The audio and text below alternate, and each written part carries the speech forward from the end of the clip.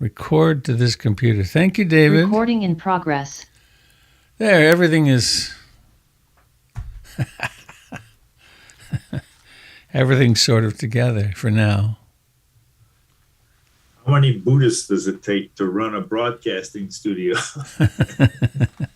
Well, first they have to have the studio. Yeah, it's a wild journey. I had a poem here. Where'd it go? Oh, here it is. Okay. It's David Walcott.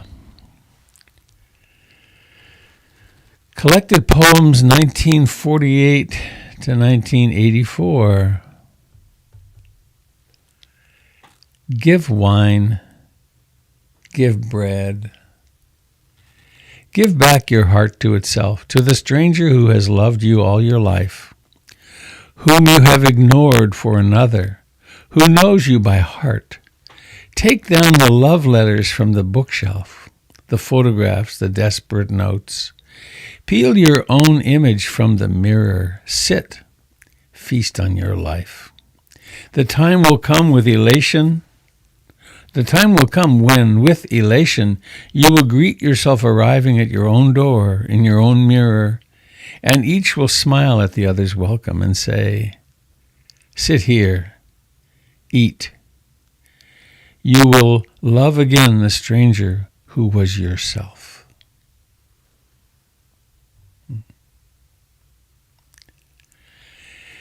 Give wine, give bread, give back your heart to itself. To the stranger who has loved you all your life, whom you have ignored for another, who knows you by heart.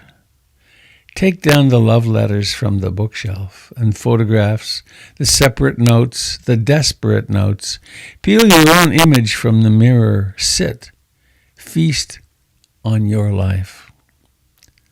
The time will come when, with elation, you will greet yourself arriving at your own door, in your own mirror, and each will smile at the other's welcome and say, sit here, eat.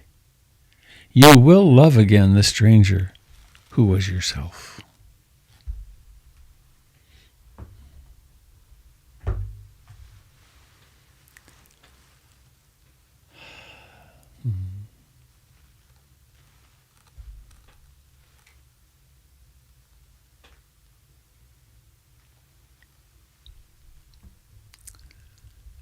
And so, dear friends,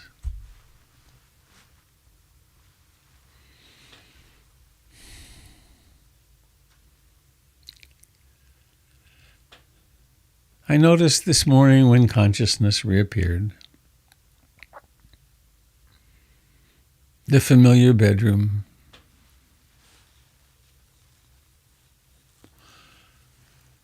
my phone glowing with the time on it,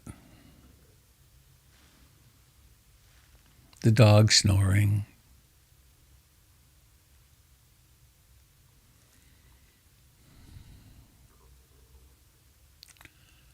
another morning. A little concern about getting the broadcast gear going this morning was there. And a sense of, it's this again, getting up.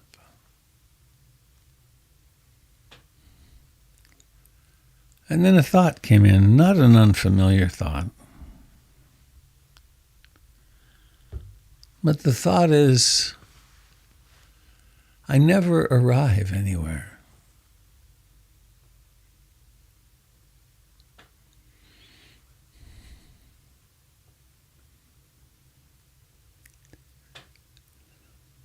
Everything is always changing, and it reconstitutes itself as now and here.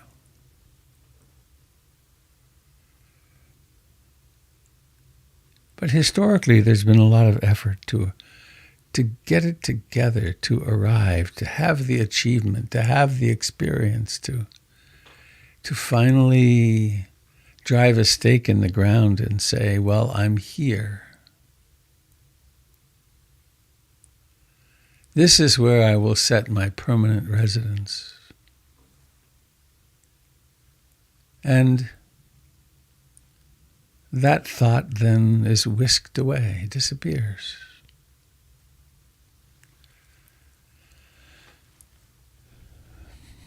And so we gather together, perhaps to remind ourselves of the refuges in utter, complete impermanence, anicca, in the fact that there isn't, in worldly life, in the life of the six senses, there isn't satisfaction, lasting satisfaction. It's always fleeting. And try as we will, look as hard as we can, the self is at best evanescent. It is a phenomenon of arising and passing away.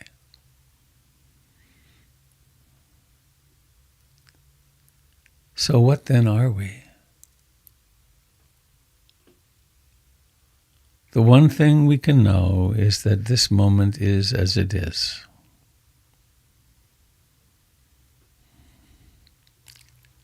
So let us come home to this now, and this now, and this now. And there is in-breathing and out-breathing, and that is enough.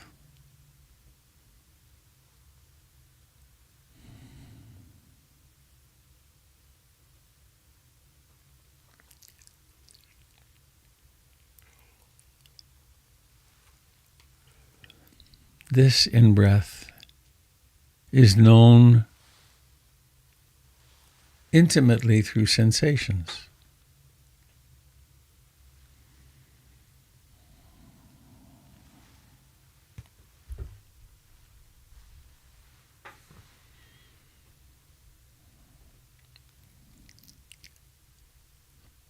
And somehow we seem to be able to cooperate, to collude, to come here now into the breath.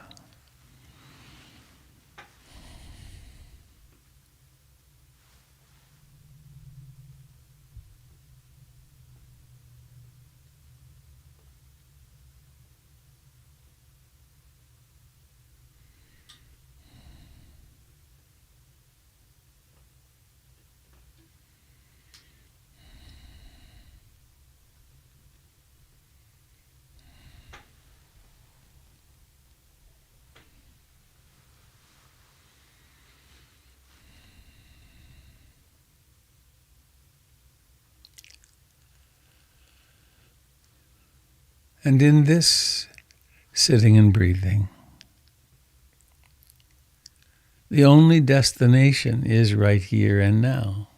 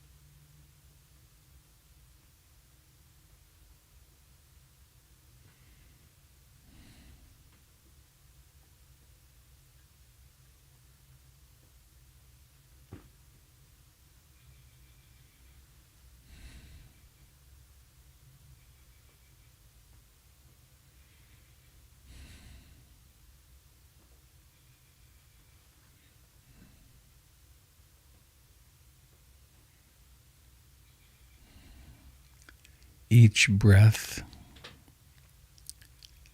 has its moment of beginning.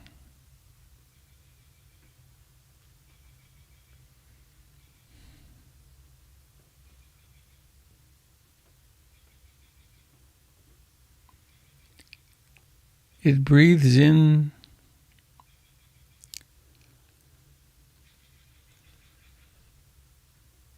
and then breathes out.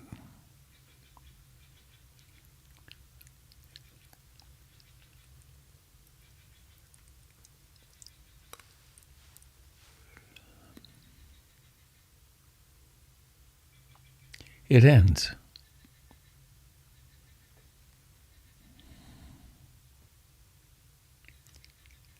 The same, of course, is true for thoughts.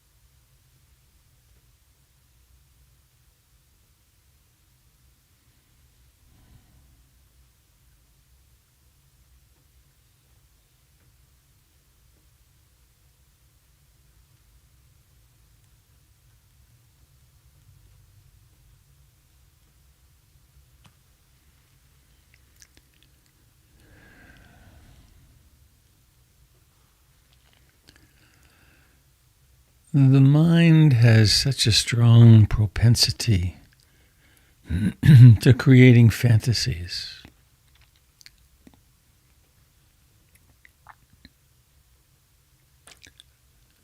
It has, we could call them storms, I suppose.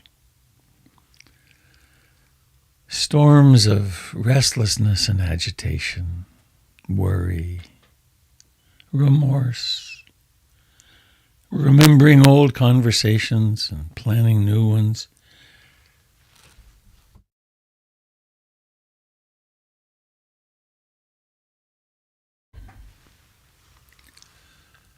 And it'll go right from that into falling asleep, dropping into sloth and torpor. This is not a failure or a mistake. It's just the mind being the mind.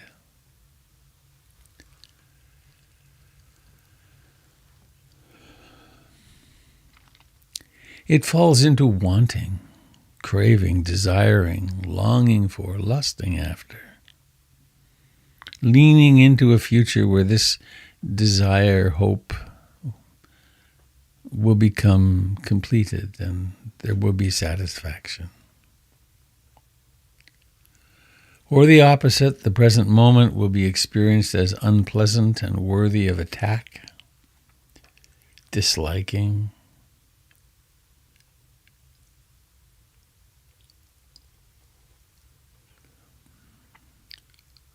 Or it could be into doubt.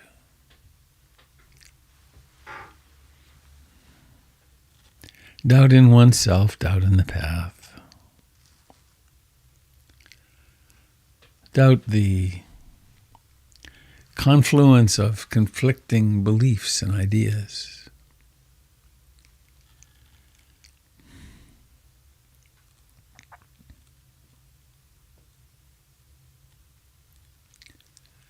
In every moment of being here with the breath, in every moment of awakening in the midst of one of those wandering minds, there's freedom. There's the Dharma.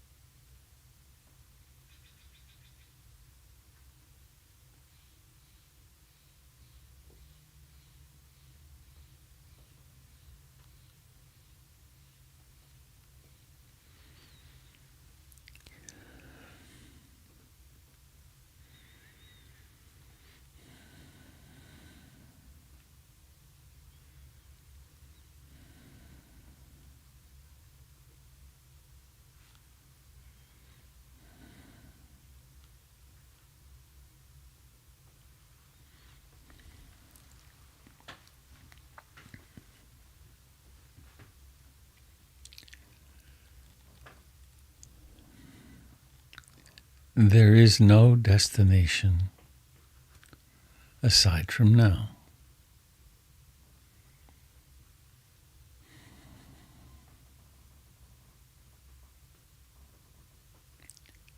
There's just this moment.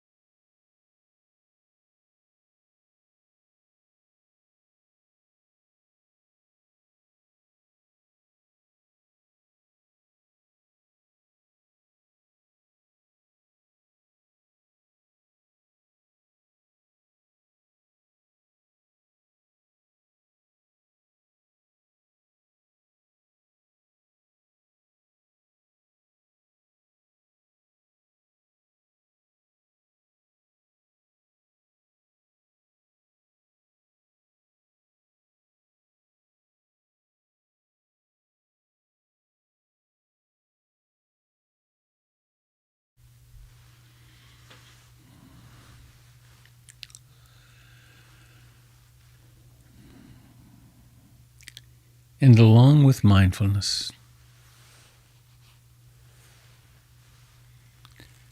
mindfulness being that mysterious capacity of being awake and aware to what is happening at the sense doors, moment by moment.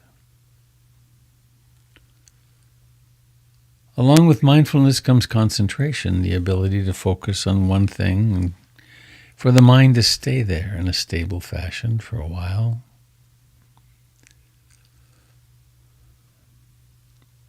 And we weave those together with love. I aspire to love and accept myself exactly as I am in this moment, which could be worded, I surrender to every moment. I open my heart to how things are right now. I accept this moment. And often, being so sensitive as we are, physically, emotionally, the world has a lot of hard edges. So of course we hurt.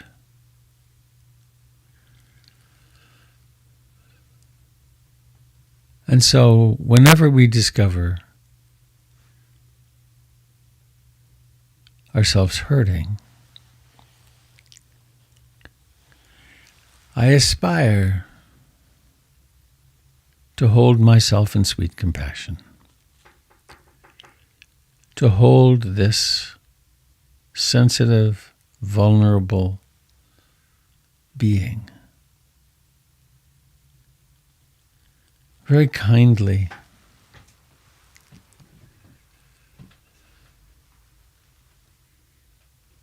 Just like this.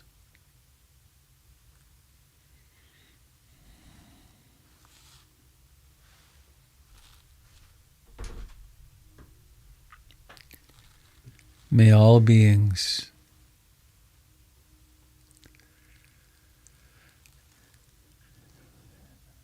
think of a loved one, wish them well.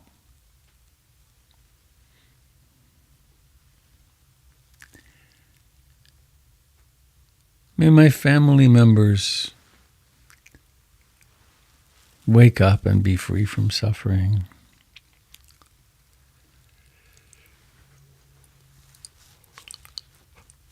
May my children and parents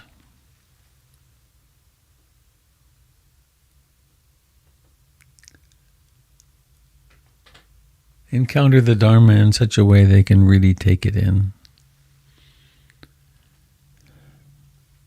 May my friends think of a friend, wish them well. May my friend be free from suffering.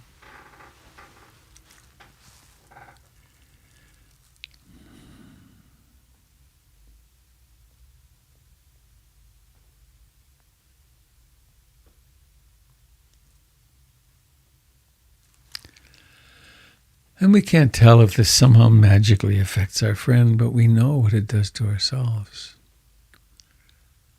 It opens the heart. It opens our capacity to live in peace and ease with others.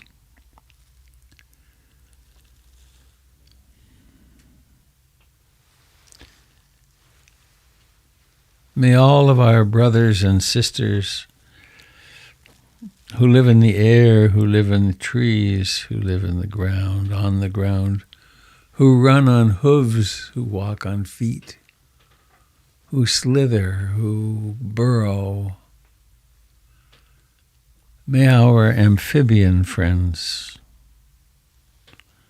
may those with gills, may those who live in the deepest bottoms of the ocean who've never been seen yet, may all beings remember our true great nature.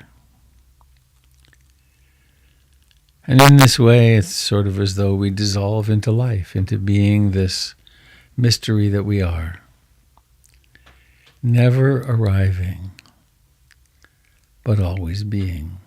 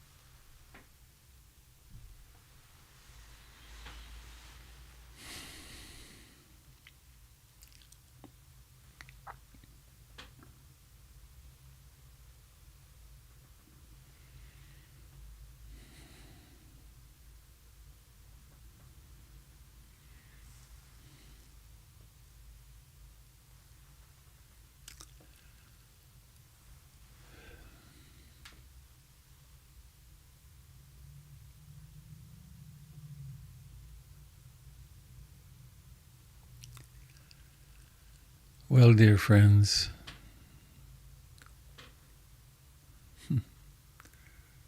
I can't bring myself to do announcements, so I'm going to just say, have you anything you'd like to share?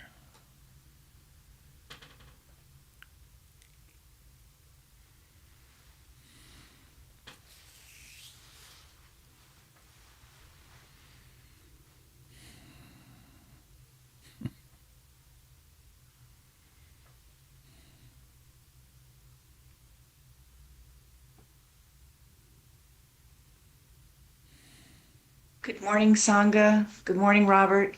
It's Sky. Hello, Sky. Hi. So good to see everyone yesterday morning and afternoon. um, I don't know why I'm plagued with this question my whole life. You talked about the mind and it being like weather. I am always wondering why. And then I wonder, why do I wonder why? What is it about the mind that wants to know? That's my question. Can you talk about why? Why is it, why do we even have this mind that creates such strife? Is there some kind of purpose? This is one of the questions the Buddha said leads to madness. What is the first beginning of beings? And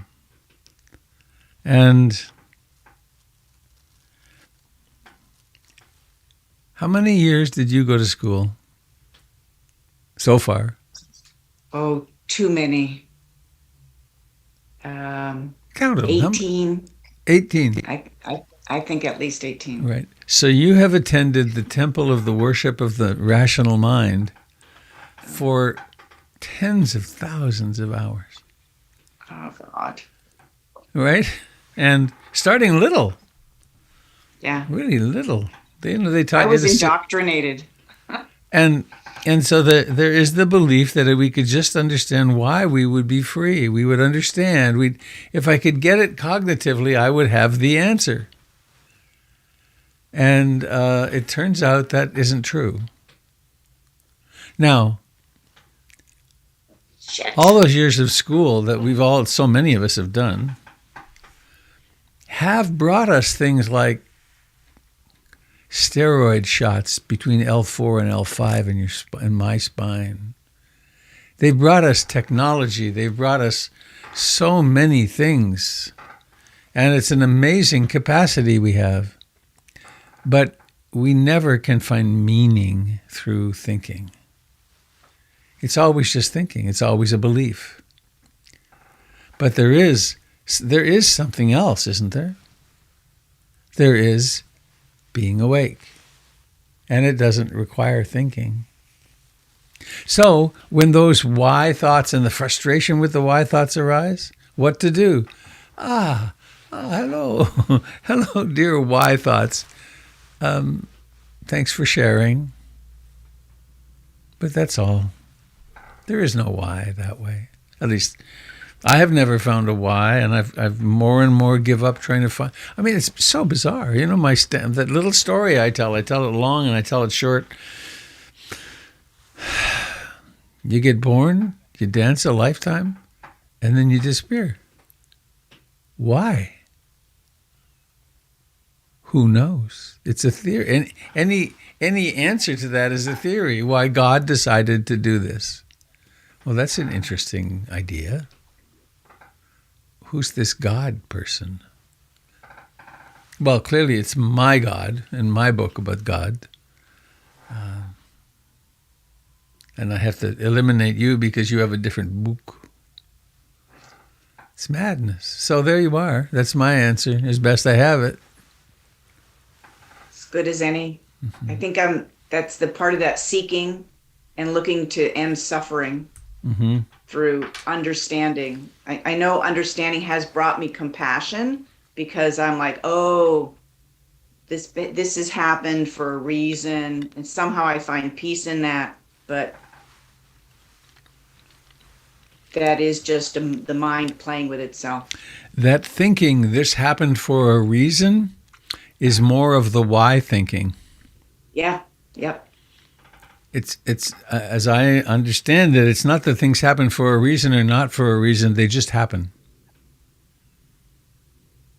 Wow. From Matt Flickstein, I got, life is neither meaningful nor meaningless. It just is.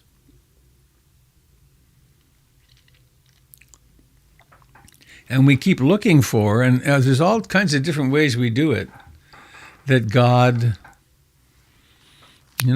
created us for this reason or that reason, or this is God's play, or but these are all intellectual answers. They don't really satisfy. What satisfies is direct experience. And that we don't arrive anywhere. There isn't an arrival. There's just now. And now. Thanks, Robert. Mm-hmm.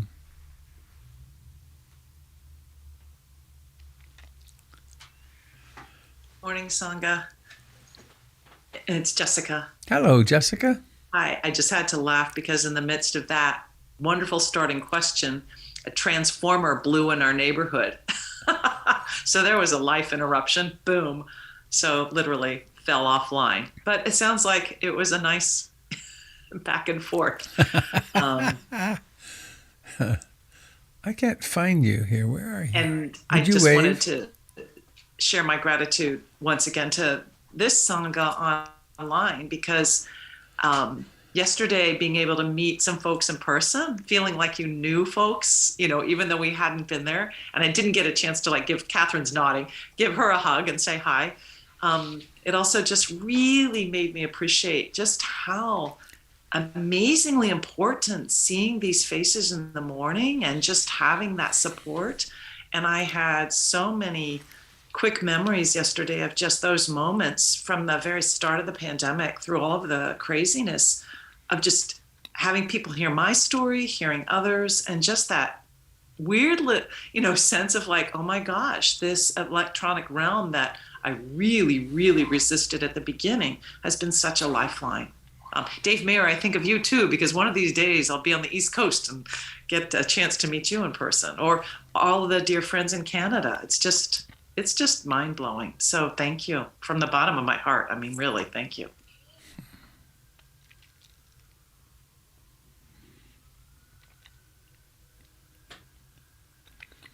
I experienced some frustration yesterday with not being able to attend to the Zoom connection. I felt a little disloyal. But with over 100 people in the room, there was a powerful pull to be there. And but here we are. Can you hear that siren?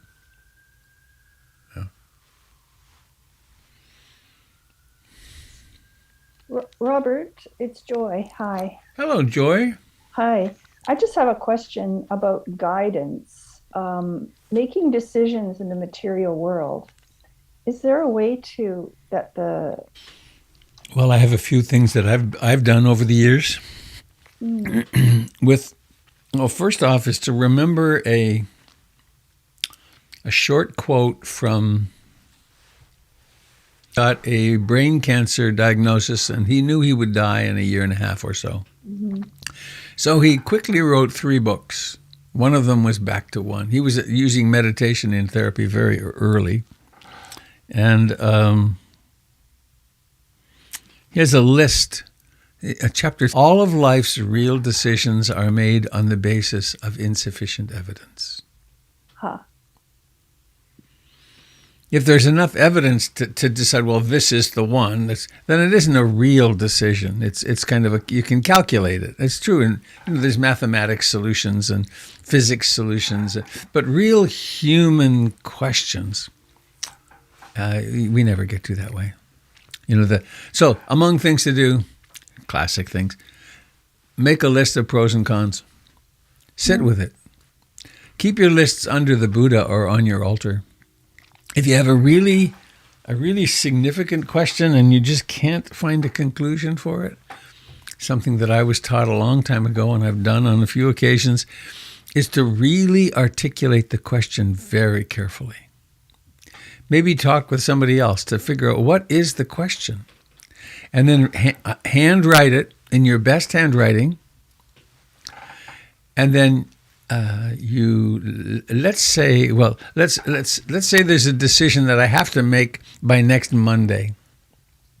Put it under your Buddha, and every time your mind comes back to worrying about that, between now and next Sunday night at 7 p.m., and you may notice hundreds of times even, the mind will go, because it's an important decision. But you relegate it to the Buddha or Kuan Yin or somebody else, and then you have the practice for hundreds of times. Notice the tension building to think about it. And then maybe Sunday night, if that's the time, with the understanding that when your watch reaches 7 o'clock, you're going to go and sit for 20 minutes or so, and then you will reach up and take the question back and see what's happened. Nice. I actually do have a little Buddha. I guess everybody does here. I also have a book by Sheldon Kopp called "If You Meet the Buddha on the Can, When I Can." Mm-hmm. It's so human. Yeah, he was a beautiful human. Those last couple of years, he really blossomed. I read it 35 years ago or so. Yeah. Oh well. Thank you. That's really great. I'll put a little question under the Buddha. Mm-hmm. And of course, you don't have to have a Buddha. You could have a favorite flower. I'm a Catholic from my childhood. I'm into iconography and holy pictures and things like that, ritual and incense and. I think it does certainly help me to have a place that I go for my meditation, the sacred spot. Mm-hmm. Yeah. And over the years, I've had several, different homes I've lived in and so on. And I've had when my life was going through tumult,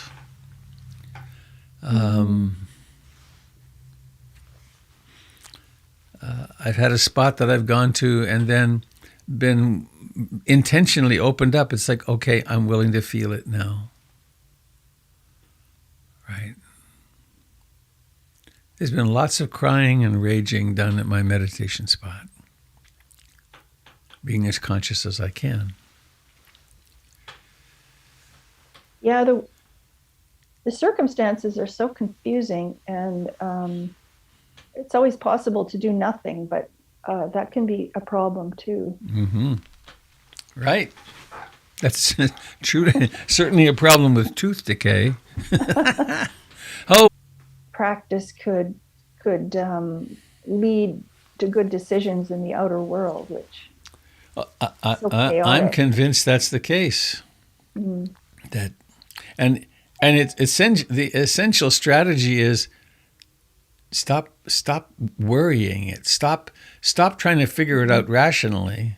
Instead, put it aside for at least a day or two or three. Mm-hmm. And that's quite a practice, because then what am I going to do if I can't worry about my favorite worry? Yeah. Well, thank you. And congratulations on the completion of the project. That's just amazing. Mm-hmm. And wonderful that you have such a large group of supporters. And boy, it was quite something yesterday. It was very special. Jennifer came. And my dear friend of decades, Larry Thornton Jones, came. And my daughter Tara and her partner Dave and his little girl came. So it was a very nourishing time. Plus all my beloveds from this screen and others. Amazing. It was and the other BMC teachers were there and the board members were there. It was incredible.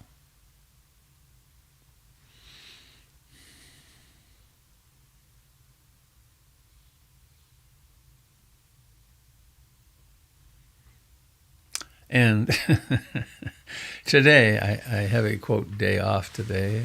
At least my schedule is open. except for a visit to a friend this afternoon. I need to find a contractor. In fact, if any of you are in Portland and you know someone who could do this, the project isn't really quite finished, of course, because the fire that I created with the oil-soaked rags burned the soffit, the place the building sticks out. The fire was headed for the attic a few months ago, and I haven't found a contractor yet who will undertake that. For them, a small project. So if you happen to know a licensed bonded contractor in Portland who you like, please send me an email, robert@robertbeatty.com.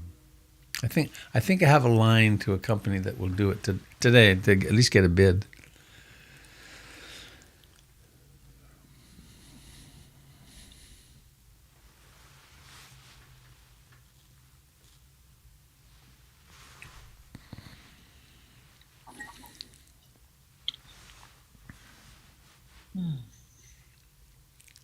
Robert? It's Aaron. Hey. Sorry, just speaking up now because I know I tend to talk quiet. Maybe you can speak to this a little bit. Yesterday was so beautiful, and personally, something about it just touched me so deeply. If you heard sniffling coming from the balcony area, anybody who was there, that was probably me just with my crying happening under my mask. It feels in this moment, it feels like a dream, like a whirlwind, such an intense thing, driving down from Seattle, the events on the way, and then being so immersed and reconnecting with the community that just the 10 years ago really activated or just engaged me in a way that here I am 10 years later coming back, and now the body is located back in Seattle, and these memories are intense. I feel I want to maintain clearly for me, driving to Portland on a weekly basis is just not going to happen. So I don't know. Do you have any thoughts that might come to that might arise for you about processing such a whirlwind experience and intense and deeply moving? I mean, I feel like something very, very deep in me is just ready to enter the next, continue to evolve, and like there's a large movement taking place. The trip to Portland came and went. It's over. Now there's now. And there were experiences in the time being in Portland and making the pilgrimage down and all that were powerful for you, and they changed you. You're different now. Your stream of life has been affected by that.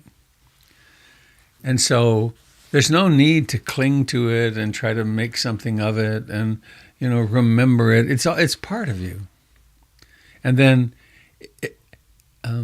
if we do that much, then you're missing where you are right now. The aliveness where we are right now is where the action happens.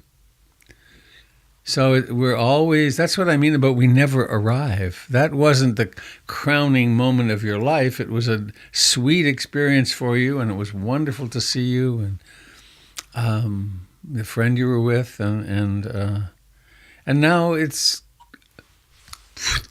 gone. So how do we become aware of, oh, here I am, and maybe there's some clinging to that experience. It's like, oh, I want it to be like that. And then you have to notice that, or you have a chance to notice that, look at it. Oh, look at that. Look how I'm clinging to that past experience. It really is over. Like over, done. And how wonderful that that's over, because where we are right now offers another profound, it offers this moment of aliveness.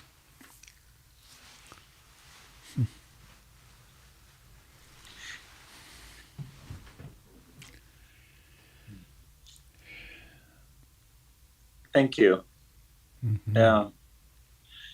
And as an act of cultivating the ever moving leading edge of now, right? Um, there's this moment.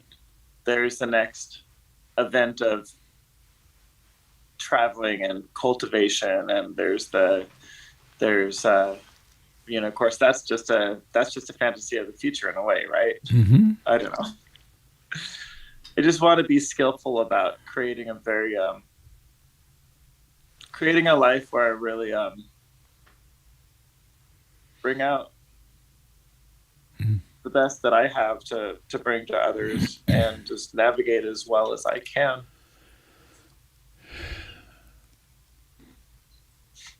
Thank you. You have a very sincere heart and longing for that, Aaron. It's quite beautiful. Thanks for making the pilgrimage. Thank you for creating a destination. And that's really everybody here. So That's and right. thank you. We created the destination. It's not any person that does it. Any one person in the not that. It's absurd even to think of it that way. And thanks. A quick shout out to Jamie for really creating such a welcome. She really personally reached out and that made it possible. That made it easier to overcome all of the should I go? Should I not go? Am I being ridiculous? Mhm.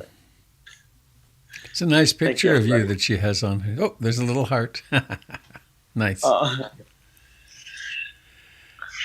All right, folks. I need to go in about 5 minutes. Anything?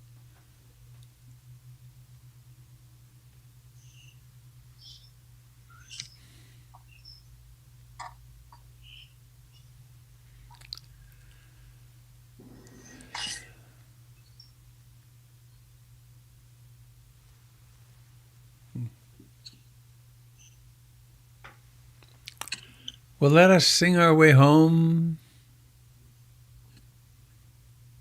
Thanks for being here this morning.